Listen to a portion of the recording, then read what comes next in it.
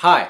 Muslims believe Islam is the correct path that leads to eternal salvation. But considering the fact that Allah said He would fill hell with humans in Quran chapter 32 verse 13, what are the chances a Muslim can be saved by following Islam? Well, the Quran claims that most people will not believe. In chapter 12 verse 103 it says, وَمَا أَكْثَرُ النَّاسِ وَلَوْ حَرَصْتَ بِمُؤْمِنِينَ, which means, and most of mankind will not believe, even if you desire it eagerly. Just a few verses later, in verse 106, it says that most of the people who do believe do so while committing idolatry at the same time. وَمَا يُؤْمِنُ أَكْثَرُهُمْ بِاللَّهِ إِلَّا وَهُمْ مُشْرِكُونَ, which means, and most of them believe not in Allah except that they attribute partners unto Him.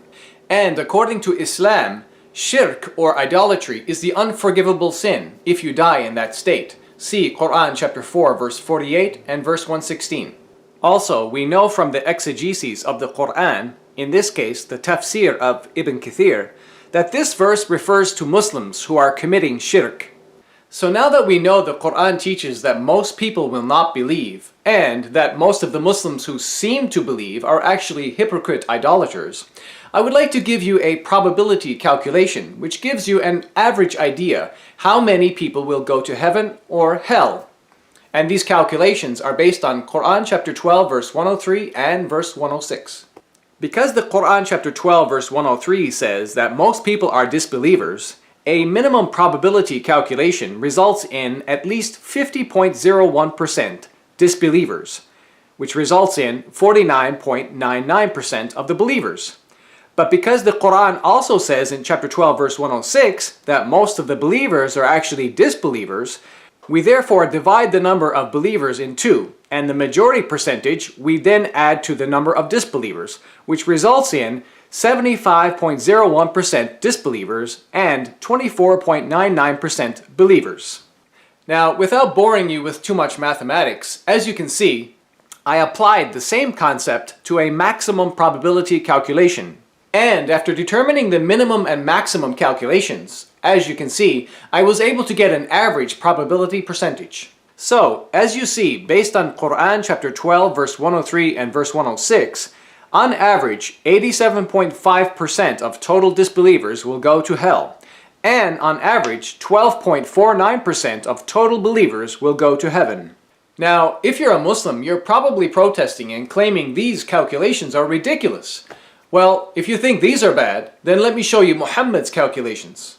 In Sahih al-Bukhari, volume 8, hadith number 6529, we read, narrated Abu Huraira, the Prophet, meaning Muhammad, said, "The first man to be called on the day of resurrection will be Adam, who will be shown his offspring, and it will be said to them, 'This is your father Adam.'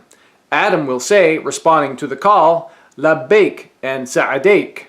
فَيَقُولُ أَخْرِجْ بَعْثَ جَهَنَّمَ مِنْ ذُرِّيَّتِكَ. Then Allah will say to Adam, 'Take out of your offspring the people of hell.' فَيَقُولُ يَا رَبِّي كَمْ أُخْرِجْ. Adam will say, 'O Lord, how many should I take out?' فَيَقُولُ أَخْرِجْ مِنْ كُلِّ مِئَةٍ تِسْعَةً وَتِسْعِينَ. Allah will say, 'Take out 99 out of every 100.